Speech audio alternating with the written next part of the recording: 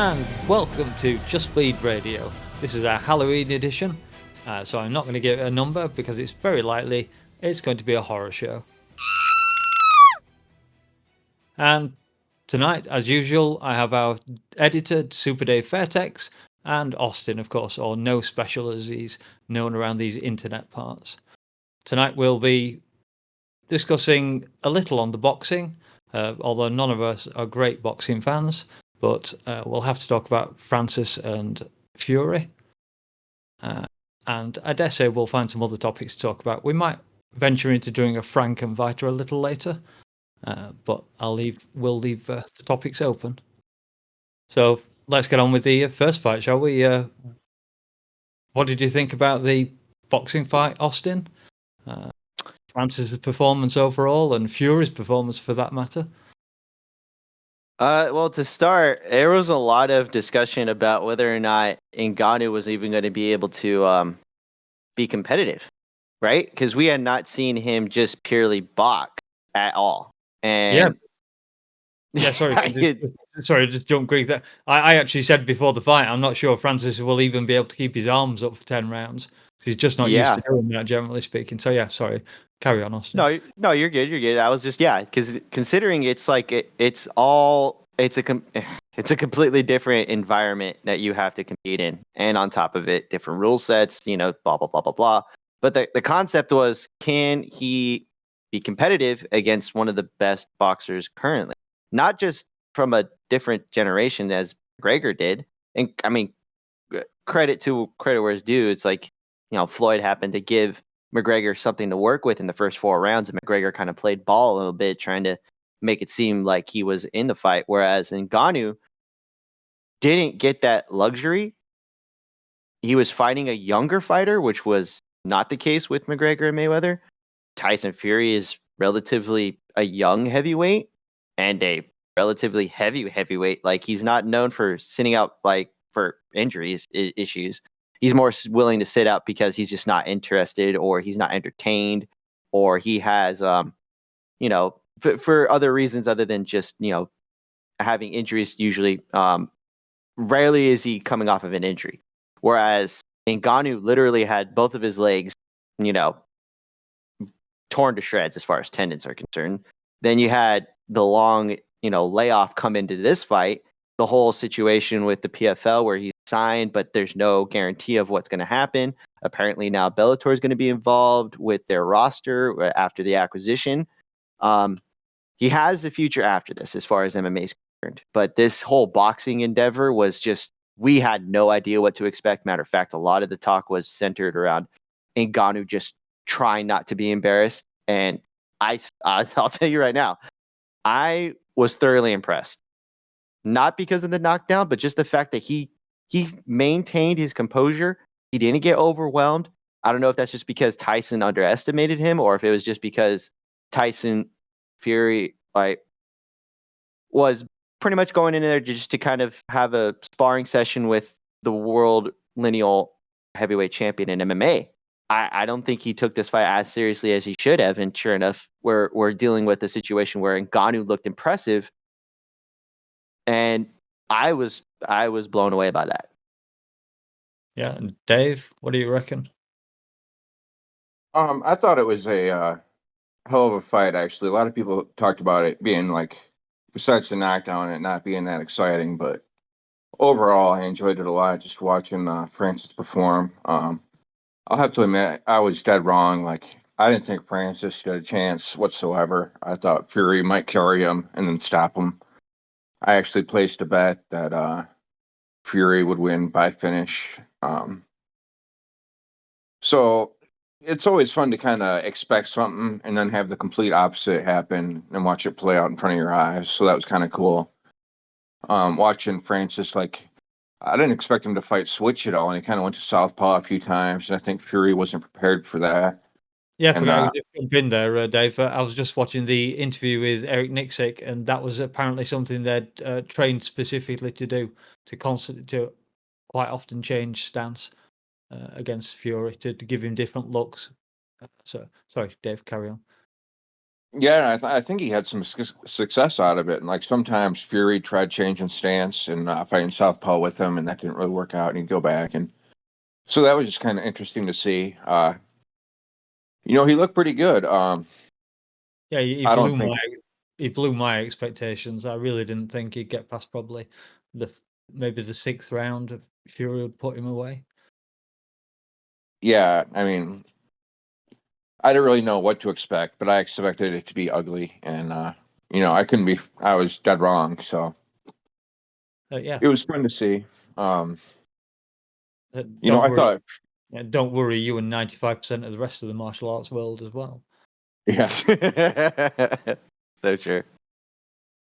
yeah, I actually think Fury did kind of bring a decent fight, but like other people said, he couldn't really muscle Francis around that much in the clinch. And No, I was just watching something, one of the Hard to Hurt videos with Icy Mike. I don't know if either of you two watch him. And he was talking about Francis fighting inside there. You getting the Thai plum a couple of times. Uh, I can't remember the other terms that he was, but yeah, basically doing a very, very good job of that inside close fighting. What a shock! A mixed martial art fighter is quite good at wrestling. I mean, yeah, you'd be surprised, right? yeah, that kind of reminds me.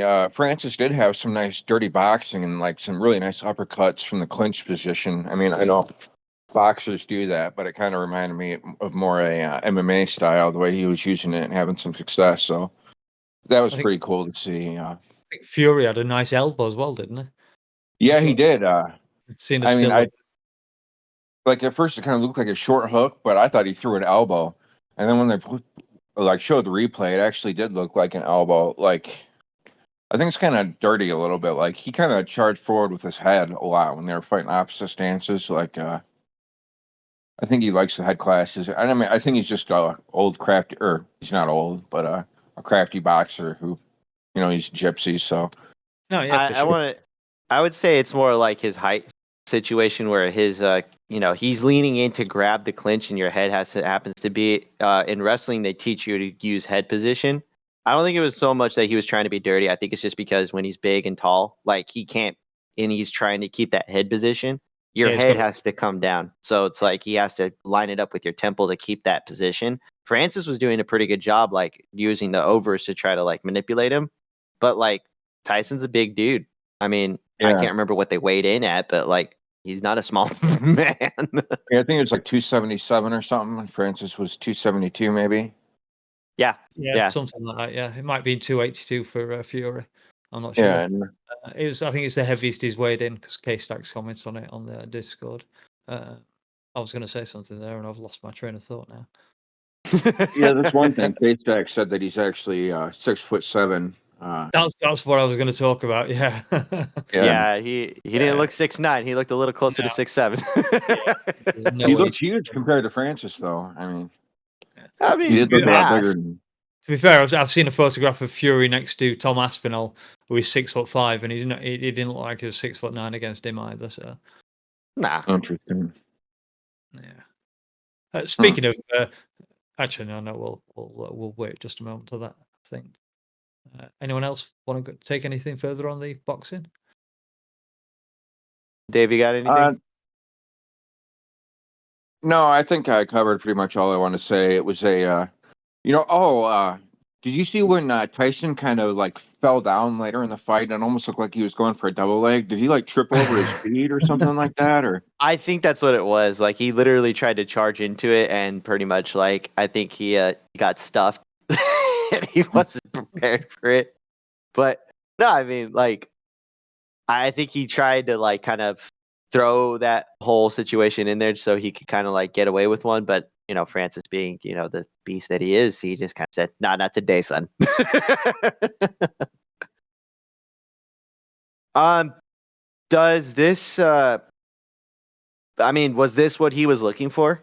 Just to show that he was competitive? I mean, granted, you'd want to win naturally, but like if I'm Francis, I'm walking away. Yeah, that sucked. I wanted to win, but like this is what I wanted to show to begin with, right? This is a win on all fronts, not so much like, oh, he got robbed. No, I mean, Warden wants to think that like everybody's cheering for like the upset, like No, we just wanted to. Me personally, I wanted to see him win, just metaphorically speaking, like a moral victory, kind of like what we looked for in Nate Diaz. He certainly got his moral victory. No one Yeah, expected him to compete with Tyson Fury, and he did compete with him. Some people will argue that he would have won the fight or should have won the fight. I don't score boxing matches, so I'm not going to really give any massive opinion on that. I did ask K Stacks, our resident boxing expert, and he said that Fury won it because Francis was too inactive in a couple of rounds, and Fury just stole them with, I guess coming forward a little bit more or whatever. working that jab a little bit. Yeah, Yeah, I mean, that kind of stuff. Even though I don't think he landed very many jabs in the fight. no. So for me, I had the first. If you're gonna ask me for my scorecard, if in which you're not, but I had the three at 3 rounds. It was 8, and then 3 and 4. The knockdown for sure. So made it a little bit more competitive. I gave him 3 rounds. You can argue if for a fourth, I'd have a hard time giving him a whole lot of those. Pretty much for a heavy punches.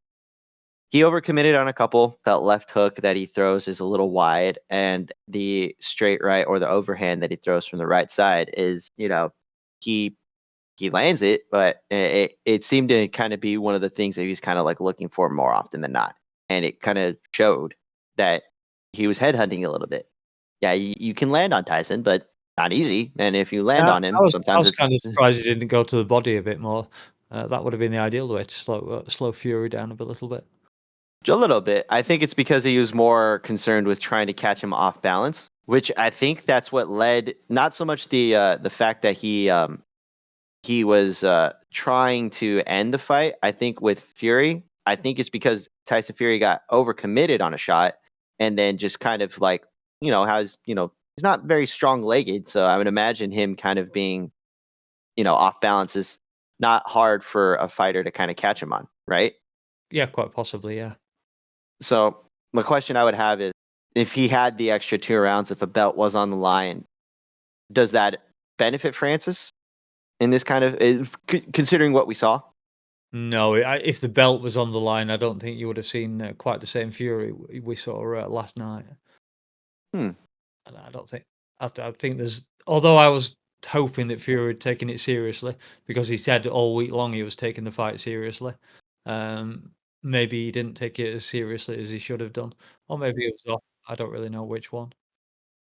I feel like he did take it serious, or like somewhat seriously. I think Francis is like a bad stylistic matchup, and he's unlike he's not really built like people that Tyson has fought before, as far as I'm familiar with. And No, Fury does tend to muscle people around quite a lot. Quite a lot. He'll lean on people and weigh them down. I don't think he was really able to do that with Francis. yeah, like No. he cracked Mm. Francis pretty solid quite a few times, but like Francis's chin is just like, Yeah, it's I mean, he no-sold it. And oh, that was one thing I was thinking of. You talked about attacking the body. Like, this is complete speculation, but I think part of it might have been Francis worried about the counter. Like, I saw him go down for like a straight to the body a couple of times, and he landed a good punch, but he almost got cracked with the counter. So I all don't know right. if that was a concern or not, but Well, uh, yeah, he exaggerated that hook. So I imagine trying to play that body game leaves him open because he's not as reactive because he's a little slower than Tyson. Tyson had a quick jab and Yeah. a couple of quick little counters when Ngannou would throw. If not, he was going to get clinched up right away. So I think that was kind of the concern, like you were saying, Dave. yeah. Tyson is freakishly fast for such a big guy. Yeah, his hand speed did look good, Mm. especially earlier in the fight. Um, a couple of last points I want to make about this is like, I don't know how to score boxing, um, and I didn't really score it round by round, but my takeaway was that I thought that the right guy won. I thought that Fury probably pretty cleanly won it with the activity most of the rounds, but I thought like that's just my interpretation of boxing rules. I think like Francis actually won the fight. Fury won like the boxing contest, but like the fight overall, like I think Francis comes away the bigger winner, and like pride rules or something like that, he would have won the fight. Um, And that makes me think, like, I don't follow the boxing community at all, but I wonder if, like, Tyson Fury, like, is the community, like, clowning him or coming down on him? Like, I wonder if his stock drops a lot after this, or... I don't know. I think the boxing community is shocked, quite frankly. I'm not sure that whether they want to clown Tyson or not. Yeah. Well, I Like think you, they're more surprised with Ngannou being as good as he was. I think they were looking at it like, why is this happening? This fight doesn't make sense. You should be fighting Usyk right now. Like, this messes with everything that you work for. Like, if he loses, this just destroys all the lineage for heavyweight, right? Yeah. So yeah, I think boxing hardcores like Stacks were more like, why is this even a thing that you can do? Like, why are we bothering with this fight? Yeah, it was funny. Like, Usyk just 8 days ago, he was saying that he's still recovering from injury and probably wouldn't be able to fight December 23rd. And now after that, Usyk's like demanding that they fight December 23rd. Like, I thought that was kind of interesting. Like, before he couldn't, or he thought he wouldn't be able to, and now after that, he's like, December 23rd. That's what the contract says. We're doing it. Right. so we're I off think, yeah. my ballpark Oh. here. I'm thinking it's more like Usyk's like, all right, well, I get to actually see what he looks like, and against a power puncher that has a little bit of an unorthodox boxing style, considering who he is. Now, I think Usyk and everybody else was just kind of afraid, like, well, fuck, if he loses, what does this mean? Right? Yeah. But Yeah, for sure. I think Tyson dodged a bullet. I think he won the fight. I don't think it was a controversial decision, but well, maybe the actual decision itself was more controversial than anything, but still, like, Francis got his moment. Tyson gets by, and I think in the long run this helps MMA, like, because it's like, yeah, God forbid somebody actually knows what they're doing in there, actually comes in with a game plan, doesn't just sell out, actually puts forth a good effort to give it an honest try, and this is where we end up. Like, that was the thing I found about it. Sorry, do you think it's a factor of weight category maybe? Because we saw Connor obviously at low weight, but although Connor could crack, you never really expect him to knock someone like Floyd out. But Francis is so dangerous with his size and strength that he can I get away somewhat with not being quite as good a boxer as Fury.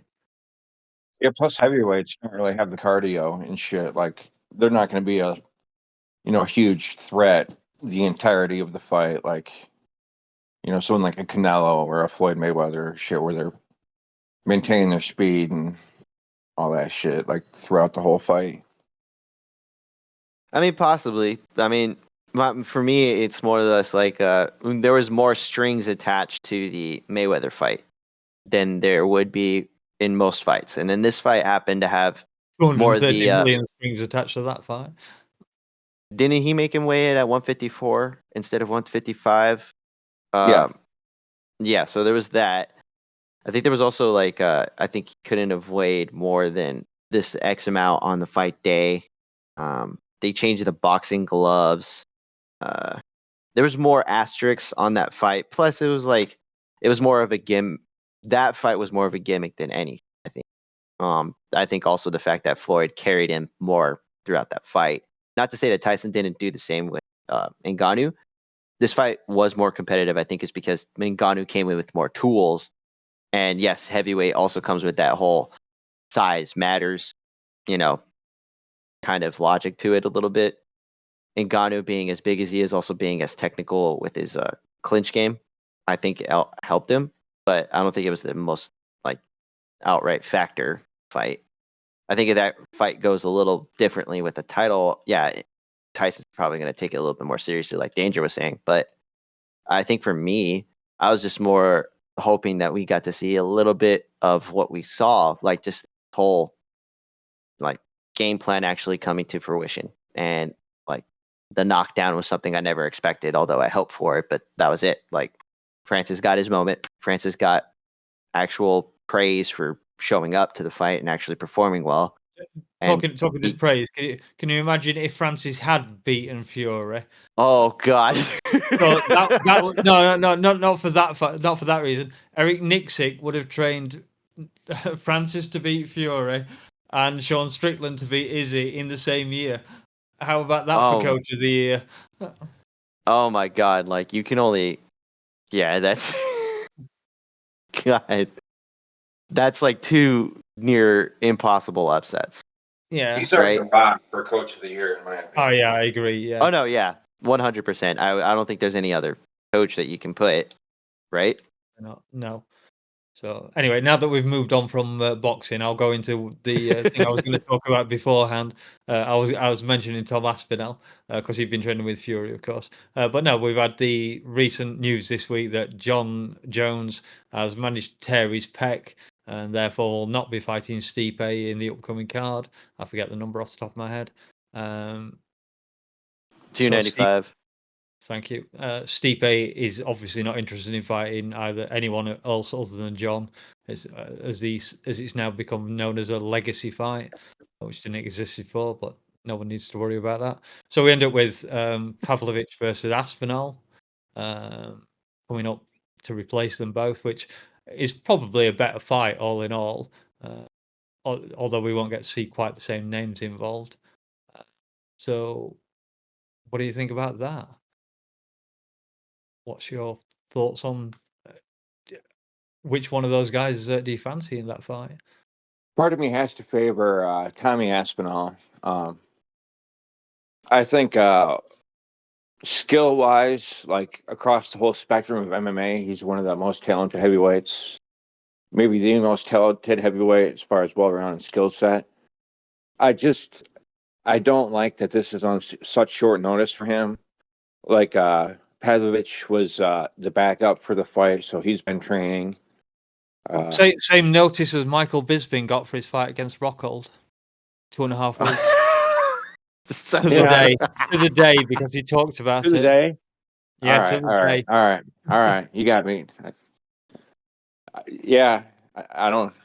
Danger has it. I've changed my outlook on this fight. That's the universe telling you that Tommy Aspinall is going to win. So that's all I got. Hmm. I don't know. Yeah, I'm like Dave. I don't like the short notice of nature of it all. I mean, we just had the Yeah, pound for Volkanovski. pound, yeah, with Volkanovski change, and that was for the worse because the first fight was great. The second fight, not so much, just because it's not, it has nothing to do with Islam. You know, it was more like the Volk not being prepared, considering the short notice nature of it. I hope that's not the case with this fight, but this seems to be the pattern that the UFC just cut and paste. Let's just see what else we can put. Is the card itself wasn't too stacked, if I'm not mistaken, right? I mean, as far as like us, we'll watch it because we want to see the fights and we want to see what happens. I mean, if you're talking to casuals, this fight doesn't seem to have a whole lot of name value now, as far as like the big names, which is not any of my concern. I'm still going to watch, but like it's weird that the UFC for an MSG card only kind of sold this fight as being as big as it was because it only had John Jones and Stipe. You know, I feel like we're kind of missing something here, but I guess it's neither here nor there, considering that they're going to try to salvage it as best as you can. Now, with this fight, 10 times more competitive. I don't know if Aspinall can handle the power that's going to come at him, but I'm really excited to see with an actual if a game plan that Aspinall can bring. I know he's actually pretty well rounded. I think Well, he's more rounded. don't forget that Tom Aspinall has already done training camps for Pavlovich twice. Pavlovich Does that Mm. help though, as far as yeah. it being short notice? I mean, Uh, if he's trained that'll for him, help him. it's the knowledge is there, the maneuvers. He's already game planned Yeah. for how to like attack him and shit. eh, Yeah. possibly. What? I mean, no, Yeah, not possibly. my thing. What are you talking about? Possibly. No, I mean, because it's short notice. You're not like it's not second nature to go to plan B. No, No, you're right. I mean, it's still short notice, but I mean, he'll have memories of like what specifically kind of things they were training and shit. So yeah, of course. Well, would this be? I mean, he beat Blades do we take anything from that fight other than Blades choosing to stand when he should have like kept it to the mat? No. I mean, because we didn't really get to see the Blades and Aspinall fight really play out to anything. I think that should be more of a no contest, but still, Yeah, you so know. it's hard to make any big comparisons and do Yeah, MMA maths because yeah. of that one Yeah. fight.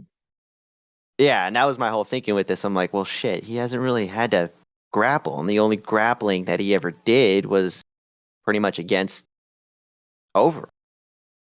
And Yeah. there was some story to that where he's coming in shorter notice. He was coming off of, I think, being injured or ill, and then having issues after that fight too. So, I mean, that fight also has asterisks on it. I think it's I, very Yeah. likely. I think it's very likely that Tom's plan is going to be involved in getting Pavlovich to the ground as quickly as possible if he can.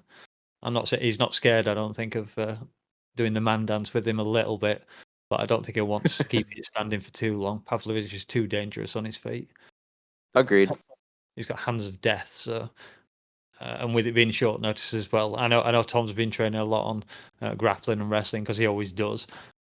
So I don't think he'll be out of shape that much. Yeah, I know he's been in the gym again, so he's not like he's partying it up between fights these days. Yeah, still It's training heavyweight though. twice a day, every day, pretty much. I think anyway. So Yeah, I mean, I'm, yeah, I could see it. obviously, I'm a Brit. I'm English. I really want Tom to win, but I know it's short notice that goes against him. And also, it's heavyweight for a start. Unless you're talking John Jones against Cyril Gann, it's pretty much a coin flip between almost anybody. And while I mentioned Cyril Gann, haha, you idiot! I fucking told you about a month ago in Out for Blood that you couldn't just sit back and rely on your number one spot as a next contender. What's happened? Have you been rung up? I mean, maybe he was rung up and turned the fight down, but I haven't heard anything of him turning it down. So you can sit on the sideline while the interim championship is decided, and then you can fight whichever one of those guys wins it. Uh, So yeah, Well, he haha, might Cyril have Gane. to. He might actually have to fight somebody beforehand too, because those Yeah, guys that won't be I will available laugh after my that ass fight. off if that happens. Yeah, make him fight Blades or I don't know anybody. Volkov. Yeah, Volkov's coming Volkov. off of There we go. 4 wins in a row now, so I think 4 wins in a row. But yeah, Volkov just finished Ty. I mean, his only other win was Oh, yeah, of against course. Ty after losing to John, and then I'm sorry, Francis. Francis. Yes, and then now facing Sergey Pavlovich. No, what was the other one that he? There's another Sergey that he faced. Spivak. Spivak? Spivak, thank you. Yes, yeah. Yeah. He faced that Spivak, and that Spivak, I think, actually gave him. I I don't know what it was, but that fight basically made me second guess my opinion of Gon, just because he kind of showed up. We didn't really learn anything new from that fight. He just stuffed one big takedown, and that was it. Yeah, Mhm. Spivak did not perform very well at all. No, and then on top of it, like he was a little bit more sloppier in that fight. He seemed to kind of just want to get it over with and done. And whereas it's the opposite with Volkov. Volkov kind of showed up with a new, talent or a new tool in the box and showed us that, okay, well, I am trying to adapt and learn. I am here to stay. And this division, it needs the names, and both of these guys are names. And now that we have lost possibly Stipe and John for the foreseeable future, like we have no idea what's going to happen with that. I mean, if I'm going to ask you guys, does Stipe fight again? What would be your answer? Yeah, he think- fights again. He'll fight Jones, but Yeah, exactly. That's what I I mean- think. He'll probably fight Jones in 8 months or 9 months. I don't see him not wanting that last fight. So that being said, this is going to be for the interim title, right? This will be. If the interim title is defended before either man comes back, should John just be stripped? Considering that I don't Gon was know. the title fight, right? No. I because I think it's an interesting conversation, because the only his reason why this future fight, fight after, like, if he wins, what happens after? Like, do they strip John after he wins?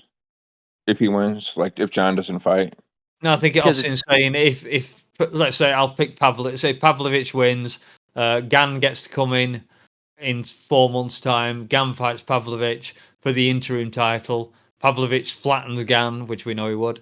And then John and Stipe come back, and they're like, "We want to fight," but should the title actually go to Pavlovich, the real title go to Pavlovich after he's beaten Gan?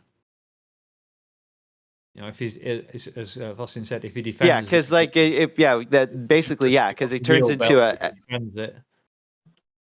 a Dominic Cruz situation, right? Where Dominic Cruz is out because of injury, but he ends up having Renan Barão take the title as an interim champion and defends the title, right?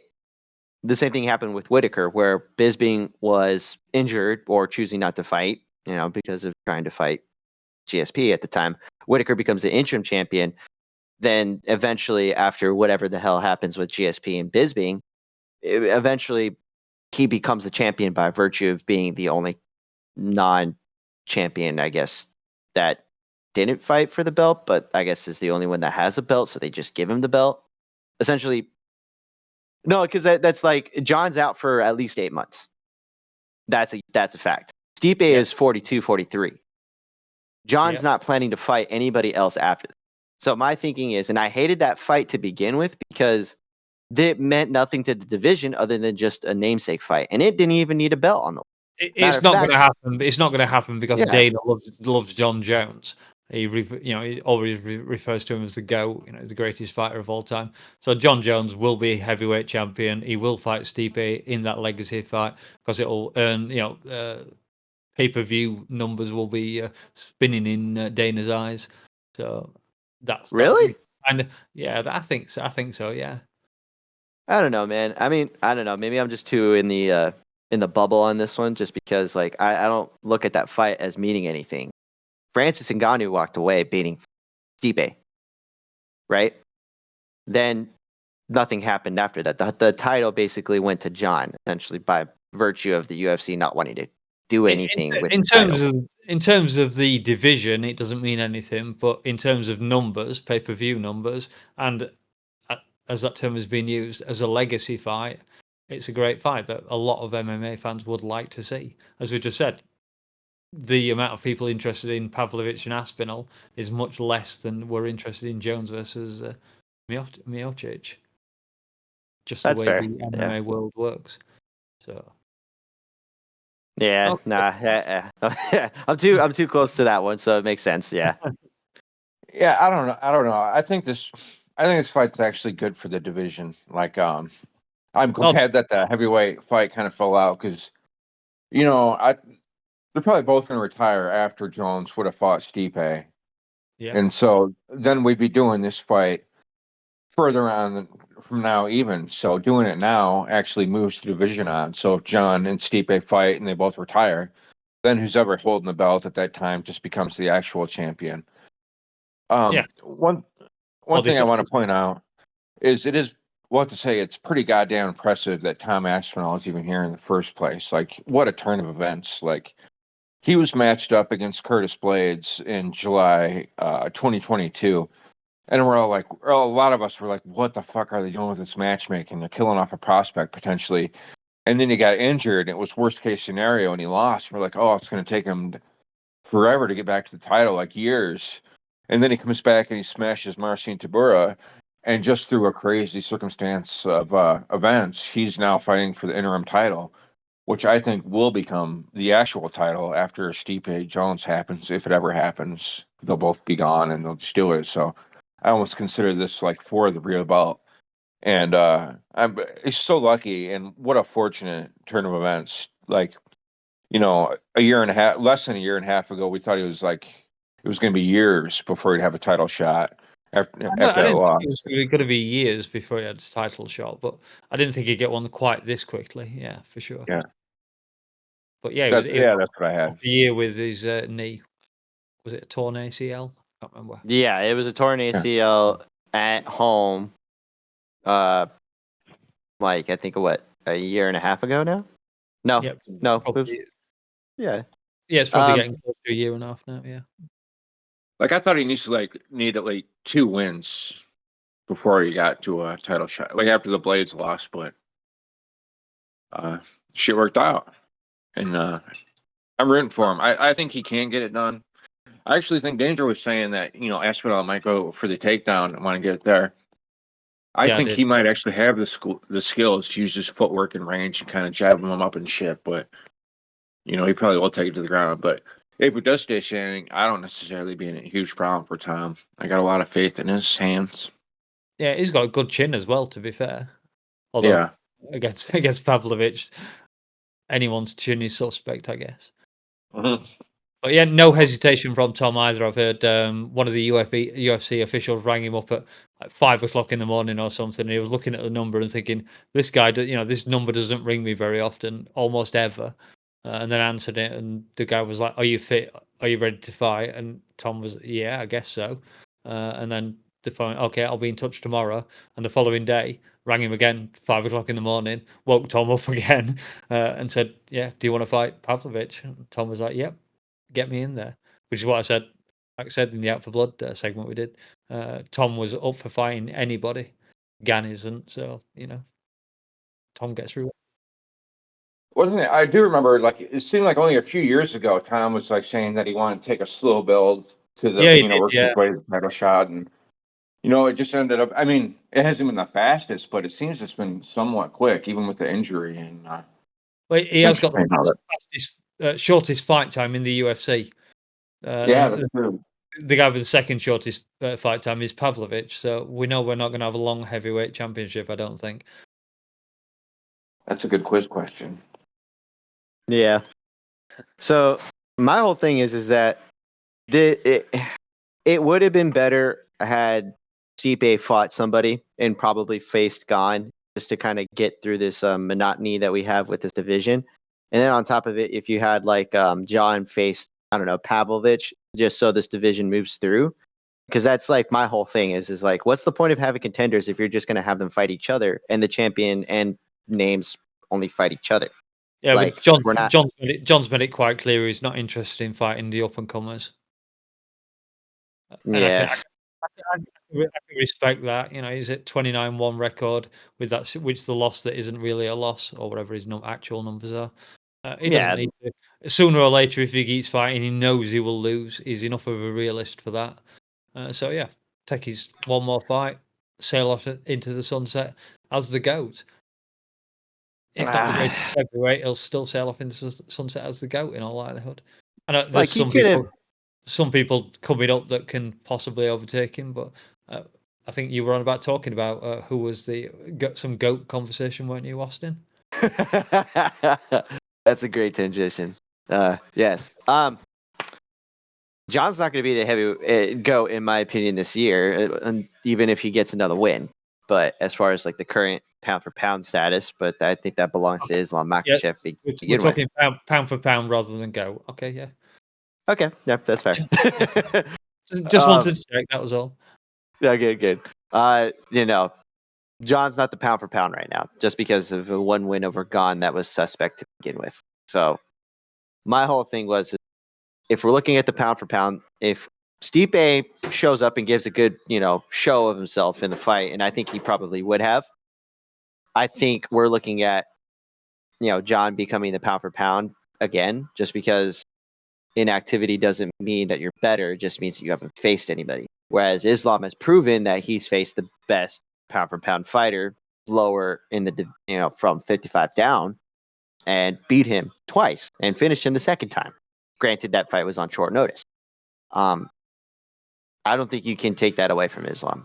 And I'm pretty sure, like, going forward, if Islam was to defend again, he probably remains the pound for pound, considering John's out now. So it'd be nice to see another fighter try to get in there for pound. Although I wouldn't know who to give it to, because I don't think there's a champion that has an actual reign underneath them, other than maybe Leon Edwards. What about Leon? if he beats Colby, maybe. But even then, like, he'd have to actually beat him fundamentally, like, or thoroughly, because if we're looking at that fight, there's no way we're looking at if Leon is competitive, I think that actually hurts him. I'm sorry, Colby's actually competitive. I think that hurts Leon, because he hasn't fought in almost 2 years now. Well, just going on the fact, because Kamaru was rated, I think, as pretty much the pound for pound at the time he lost to Leon, and of course Leon beat him again. So that surely has to put him fairly high in the rankings. That's I'm not saying he overtakes Islam by any means. I put him at 2 behind it. Like, depending on how the fight goes, I'd probably put him at 2 behind. I don't know. Yeah, I mean, Volk did get finished. I might go Islam, Jones, Volk. In that order? Yeah. Huh. Interesting. Pretty fair, I would say. Have to double In check fact, with I it. might go that order if we do the rankings pound for pound. Don't dissect what I got. Okay. I see what you did there. Son of a bitch. We'll have a discussion about that soon. Yeah. Banned topic. Oh my god. I mean, Just I don't think going there's on. a, Sorry, I was just going to okay. take it a step further and say, take it from pound for pound into the GOAT territory. If Islam takes another, moves up to 170 and beats whoever, Colby, Leon, whoever Shavkat, whoever the hell it is, I think it's going to be tough to not rate Islam as the GOAT, to be honest, with weights in 2 divisions. Only one, I mean, he has the one loss, but that stupid knockout loss. But since then, he hasn't put a step wrong. Nah, and I don't think that hurts him too bad. I don't think that hurts him too bad too. Like if he gets another belt in another division, that helps. I don't think it's necessary. But if he's not going to defend past 3 or 4 title defenses, yeah, he's going to need another belt, and he needs to defend that belt too. And I think he's capable of it. He's certainly on the bigger side of lightweight. I mean, hell, and we already know he cuts a lot of weight. So Yeah, I mean, 195-ish, I think he weighs walking around. yeah, Or so something. he'd be a healthy welterweight. I mean, he's taller than Bilal, and Bilal's a lifetime welterweight. I'd be curious to see how he does at that welterweight though. Yeah, it would be interesting. I did see something earlier on today about him. I didn't realize he'd started off in like a taekwondo school in Dagestan before he moved into wrestling. That's what he did first. So that explains why he's so bloody lethal with his kicks, I guess. Oh no, yeah, you could tell. You could tell he always worked on like striking. His striking is far it's far better than Khabib ever had, or at least that Khabib ever showed. Oh yeah. I think Islam becoming the greatest lightweight of all time is very much on the cards with 2 or 3 more defenses, even though he has I that don't loss. even think that's a question. I think if he actually defends it, he is the best lightweight of all time, hands down. I mean, granted, it's weird that it has to be against a featherweight, but that featherweight probably beats 90% of the lightweights that he fights, right? Yeah, Volk was a beast, no doubt. Oh, okay. Shall we do our little bit on as it's Halloween? We talked about doing a Frankenfighter.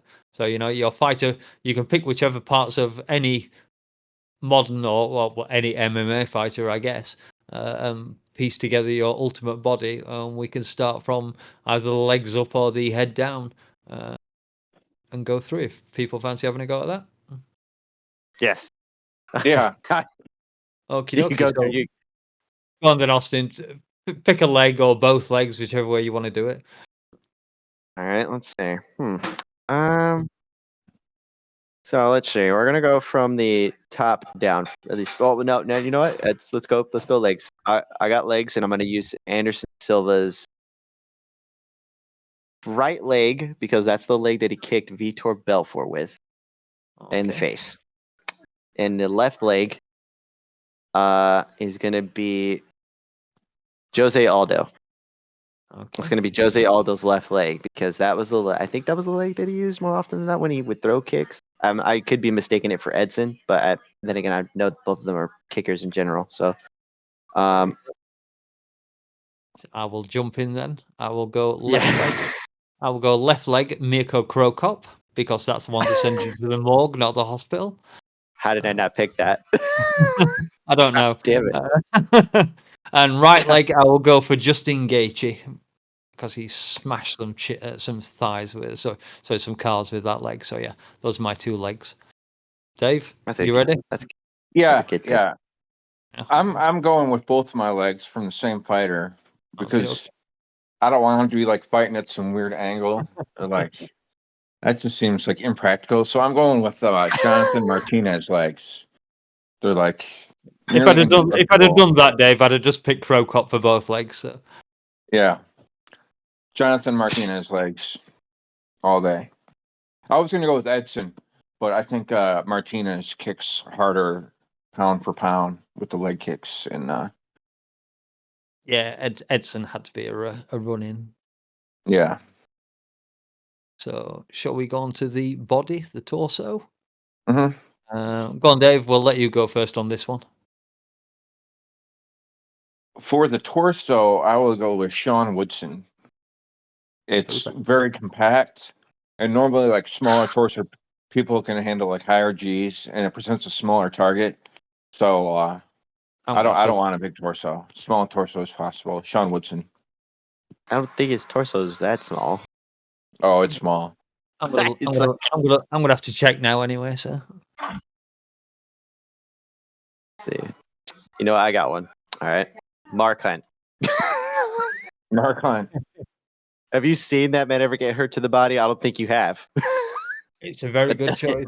I already Yeah. got skinny, powerful legs. I probably should have just taken Mark Hunt's legs, but you know what? I needed a solid base as far as impenetrable meat and defense. So, yeah, I'm gonna take Mark Hunt's torso. Okay. I'm just looking at Sean Woodson. Maybe I've got the wrong one, but he doesn't look very impressive as a torso for me. It's tiny. I think that's what Take my word I for it. think that's what Dave was Okay. referring Yeah, is that to. what it was after? Okay, so torso, I had 2 choices. I've got the funny choice and I've got the godlike choice. So the godlike choice would obviously be Yoel Romero, just for that sculpted look. But like Austin, I kind of like my comedy choice slightly better because I went for Roy Nelson. Nice. That's fair. That's very fair. I don't think Roy ever got hurt to the body either. To be fair, Don't think so. No, not very often. no, it hides cardio. It hides your cardio too. I love Roy Nelson. It was so fun. And that mullet was legend. And is it me to go first on the arms? I Yeah. believe it is. Yeah. Okie dokie then. I will go for the left arm. I want Alex Pereira for that left hook.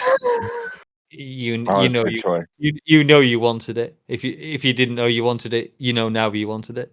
And Mhm. for the right arm, I'm going to go for the guy we just seen this weekend. I will go for Francis Ngannou. Not for any particular punch, just because it's Francis and he hits like a small SUV or whatever the hell he's supposed to hit like. That's so true. So, Yep. I guess it's God. I guess Yeah, it's it's my Austin. Yeah. Away we go. I got his is it his left hand from Usman? That was his jab hand? Yeah, I believe Okay, so. I'll take that. Take that. And then the right hand, I was gonna use Justin Gaethje's hand, but I'm just gonna switch it for Dan Henderson's right hand, the H bomb. Ooh, good choice. Yes. Michael Bisping does not like you anymore. Yeah. No, I understand, but it's to be fair, he did kind of screw up the middleweight division, so wow.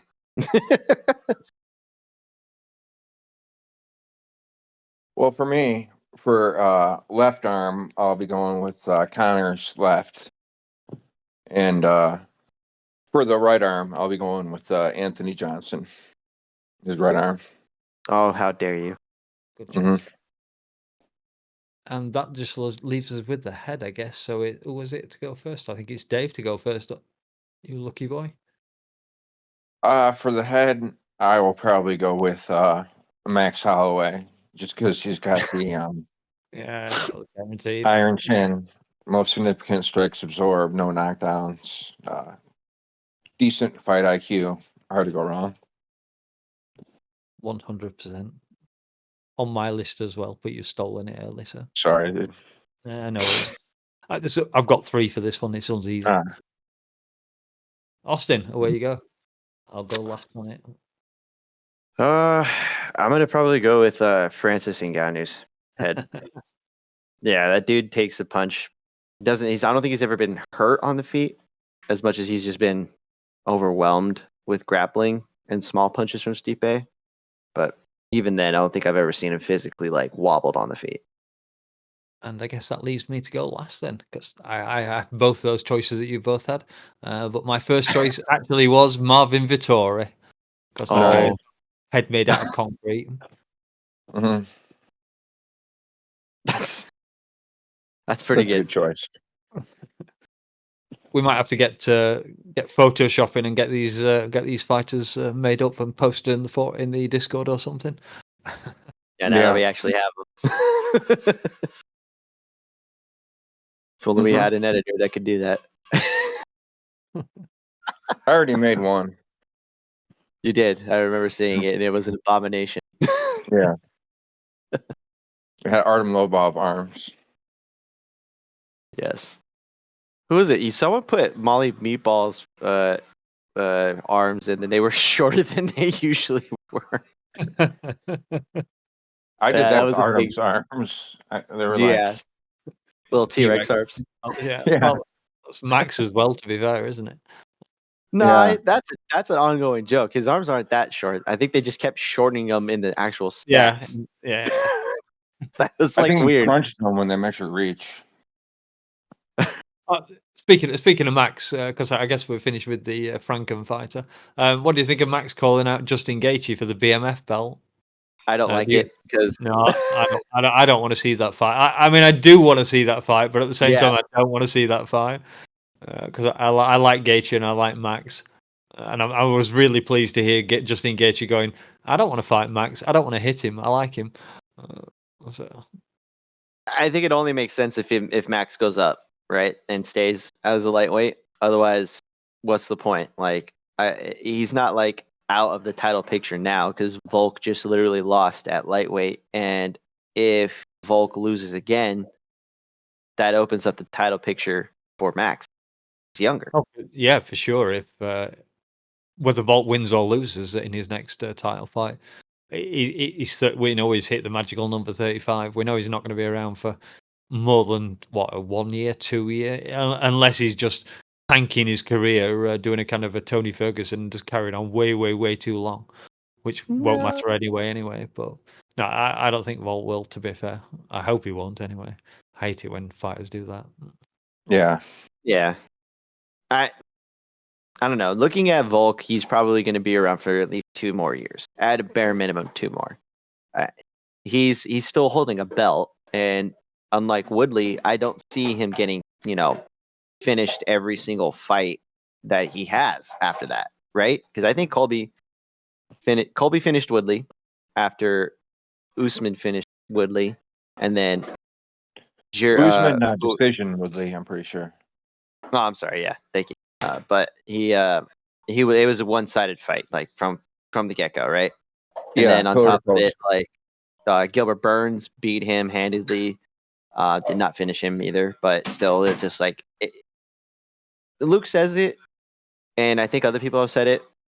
When the fighter no longer can like trigger finger or like throw, Yeah. like that mental gap exists now between throwing a punch or a strike and thinking about it.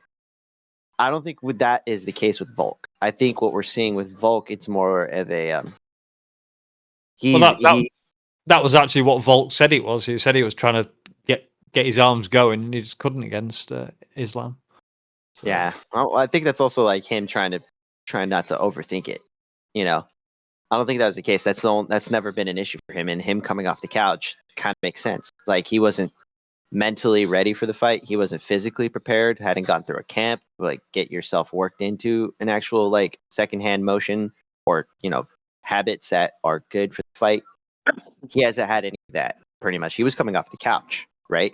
So yeah, he said he wanted to get off the couch. He couldn't. He was going mad laying on the couch kind of thing. I dare say having a new baby in the house wasn't exactly helping his sleep schedule, but No, but still, like I don't think he's going to have a dramatic drop off. I think he's just going to have more competitive fights. I guess I we'll think that's going to be the case. find out against Tapuria, won't we? I guess. Well, yeah, that's also a tough matchup for him. So Another guy who likes throwing kicks, but fortunately isn't as tall as Islam Makhachev. no. He seems to kind of struggle between doing wrestling and like finding like a decent transition between one or the other. Like at least as far as like how he fights. Looking at him, I think he's like that kind of guy that if I'm gonna box, I'm gonna box. If I'm gonna kickbox, I'll kickbox. But if I'm gonna wrestle, I'm gonna stay wrestling unless I slam you to the mat and I know I have you hurt. Like he seems to be one dimensional when he's doing the one thing, which is fine. I mean, if you could get away with it, I don't think you could get away with that with Volk, but still. Interesting matchup. Yeah, do you think it'll go ahead as planned, or do you think we're going to end up waiting longer? I hope not. I hope they delay it, but then that means that 40 if odd they're not, days or something, wasn't it? yeah. Yeah, 6 If weeks. not, concussion. then they're gonna push Max to take that spot, and then again we end up in an interim situation. We end up in the gatekeeper zone again. Yep. Max steals another one of Volk's opponents. I tell you what, if Max beats Ilya, I'm not gonna like hate him getting another title shot, even though it's terrible. You can't. I mean, Yeah. if you can't get past Max, then you don't deserve a shot at Volk, arguably speaking. Yeah. I don't know about that one. Just because it's like if Max isn't the champion, it's because of Volk, and Volk is not in the division. It's because he's challenging somebody else because Max is beating the rest of his competition. Like the idea is to allow the division to kind of have healthy contenders. If they're getting beaten before they even get a chance to fight him, considering that Max has already lost 3 times to Volk, that kind of hinders the division. But if Max beats Ilya, then there's no other contenders really. That's what I'm saying. Yeah, like you're killing off the division pretty much, and there's not another healthy contender that's ready. Yeah, I don't think Max versus Ilya is going to happen though. Max is like talking about calling out lightweights, and also I don't think the Gaethje fight will happen. Like even if Gaethje doesn't want it, like also like I don't think he's really close to a title shot. I think Yeah, like he might just get one. Yeah, Gaethje said his next fight is going to be Islam Makhachev. He's not going to fight anyone else until then, Yeah, and he deserves that's it. kind of smart given his position. Like Yeah, I wouldn't take Islam's the going to risk crush either. him, but Gaethje's had an amazing year, so Yeah. yeah, he deserves to sit back, wait, get a title Mhm. shot. I don't necessarily think he'll win the title, but he deserves another crack at it for sure. And I hope he does. I'll be really happy if Gaethje somehow manages to claim the lightweight belt. I know some other people on the Discord won't be, but Well, I mean, I'm what are thinking, you gonna do? Like, what are they supposed to do? I'm thinking of you, Warden. Yeah. That whole thing is weird because like now because like in a dream scenario, I think we've just pushed through the division, right? Gaethje gets the next shot. Ideally, Charles doesn't kill off another contender, but if they have to, it might as well be Gamrot. Then once we figure out whether or not Connor's actually coming back to fight at this weight class, like I've been saying it since COVID, since the early days of COVID. Conor is not fighting at 155 pounds ever again. That's right. Our bet is still on, Dave. It's just never happening. Yeah, I might be screwed on that Connor bet. Well, I mean, you chose it. You were very adamant about it. Yeah, I mean, it is what it is. Oh, is that the one that matures in January? Yep. Yeah. Like if Connor does not fight in December, I win. Congratulations, Austin. I know. Yes, it's such a Such an easy victory for me. USADA assured victory there. Yes, at least I hope so. I mean, the UFC has done some fuckery things as of late, so who knows? Well, they don't leave USADA's company until January, do they? So No, yeah, that could be interesting. pretty safe there, I guess. Ideally, yeah. But even then, I think, yeah. I mean, watch. There'd be some weird circumstance that they can, but at the same time, there's a part of me that looks at it and I'm like, why not just have Connor go up, face RDA at welterweight? Why not? Why not? Let him fight Liam. Sorry, Leon. Get Liam from. Let him fight Nah, Leon. like let him get a win first, right?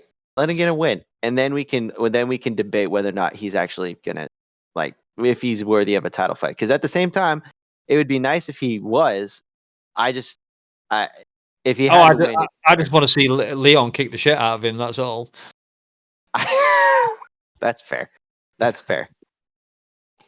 I would imagine that See he probably Leon does it fairly Leon easy.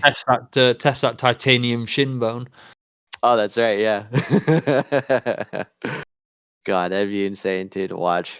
The height discrepancy is a little much there too. I don't think Connor has faced another tall, like, competitor, like a Nate guy that's. Diaz is kind of tall. I mean, True. other than like that works kicks and stuff like that. Oh, I guess Cowboy. Oh, that's true. Yeah. Yeah, but obviously Cowboy didn't throw many kicks that fight. Nah, Gaethje keep coming up as a possible Conor fight, but Gaethje's not interested really either. not Or so he now. says. Yeah, Yeah, not now when he's got the title fight. yeah. I mean, I would be too. Like, no, at this point, he's asking. He has stuff that I don't need, and he pretty much needs me, right? Yeah, because Conor was after the BMF belt, wasn't he? That was Yeah, what he or at least suggested. have a belt. Yeah, yeah, exactly. Yeah, that was the whole thing. It's like he doesn't have a belt. He needs something to kind of give him some kind of a leeway to negotiate for, spots, or like have people interested in him again. So, yeah, the belt is pretty much the only thing that he can have. So, if I'm Gaethje, I'm saying no, not today, sir. For Not sure. today. Yeah, not today. Not on this day. Yes, agreed. Yes. Not today. Oh, God. Do we want to say anything on next week's card? Almeida versus Lewis. Go Almeida. Um, The guy who was doing the thing John Jones should have been doing to begin with. Just say, screw What's it. that? And just go. Literally just show up. Like he's just a light heavyweight who's not cutting weight. Oh,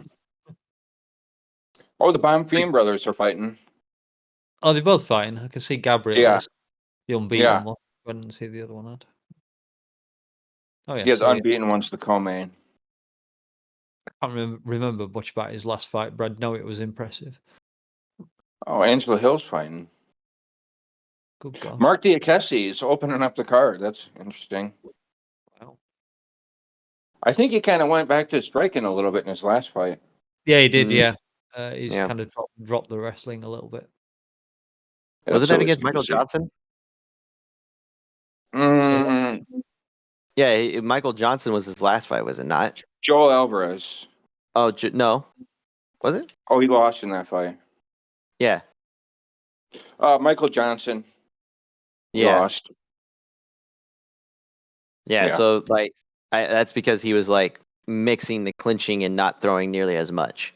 Like, he had tried to kind of waver off doing the wrestling thing, Yeah. but he wasn't, like, as committed as he should have been. Do you remember when he first joined the UFC and he was doing all that spinny shit? Yep. And then he Yeah. fought Fiziev, and Fiziev basically made him stop doing it. That was Fiziev that made him stop doing it? Yeah, because he got him. He kind of got outclassed as far as being a decent striker, Yeah. and Fiziev kind of like put him, like, not to shame, but like kind of showed that he was the better striker, and he had basically started doing more wrestling after that. Yeah. I mean, It makes sense, right? Yeah. I think one thing about the fight next weekend, I think it's a winnable fight for Derek Lewis. I'm not sold on John Almeida. I'm not sure if he'll be able to do his thing to Derek Lewis. So we'll see. Well, Derek Lewis is also the guy who's like the professional sleeper who Hmm. fights. But at the same time, he's also a guy who's not going to go out of his way to like win if he's losing. He's Yeah. gonna do the thing where I'm gonna throw the haymaker and either it works or it doesn't, and then that's it. Yeah. Yeah, I mean, he's dangerous for the full 25 minutes. Oh yeah. But looking at that, Jailton with 6.4 takedowns per 15 minutes, I suspect Derek is going to spend some time on the floor.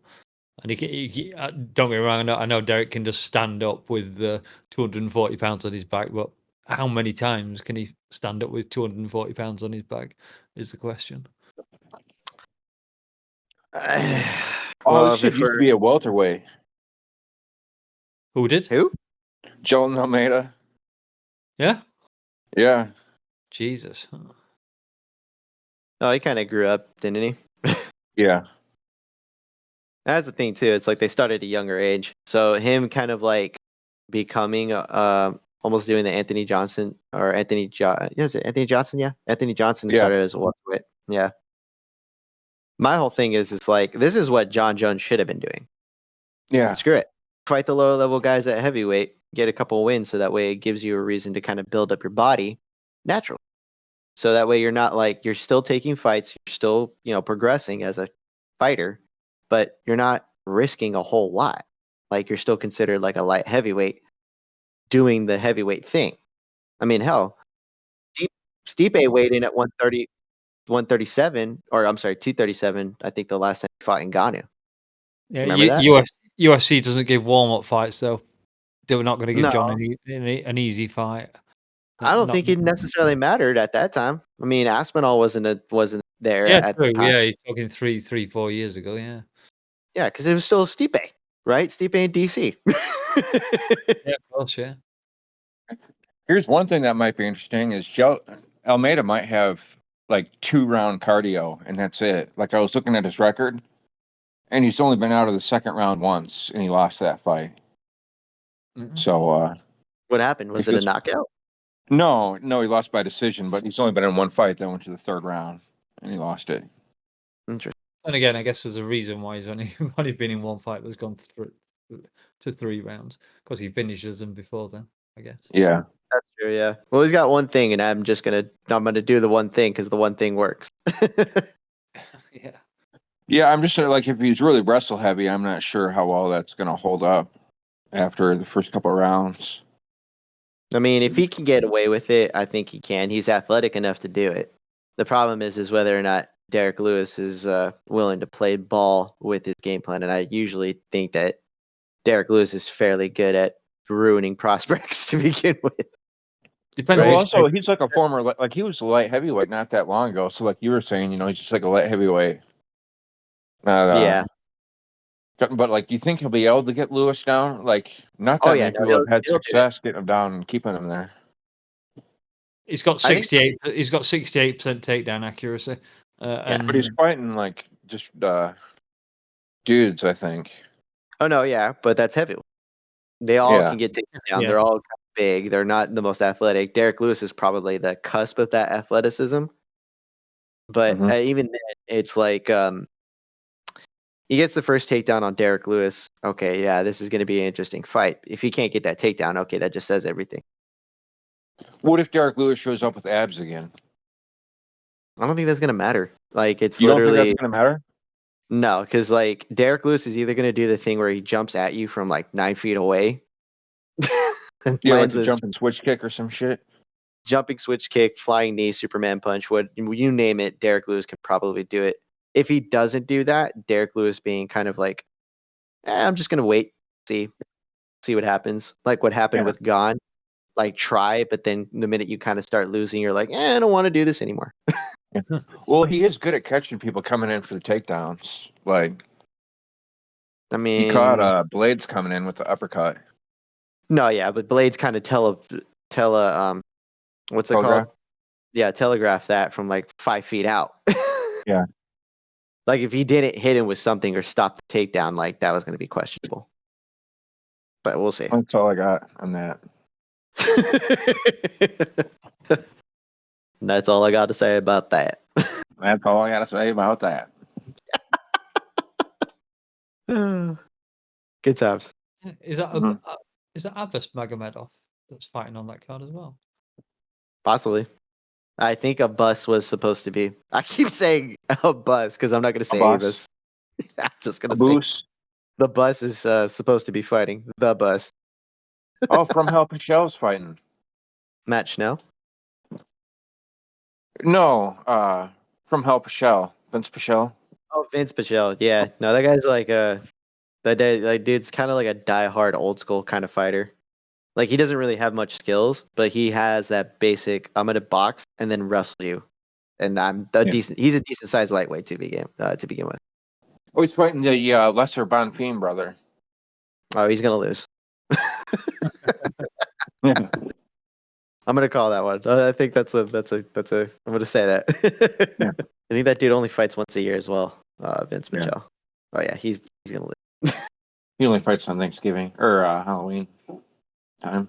Gotta get that Christmas money somehow. Mm-hmm.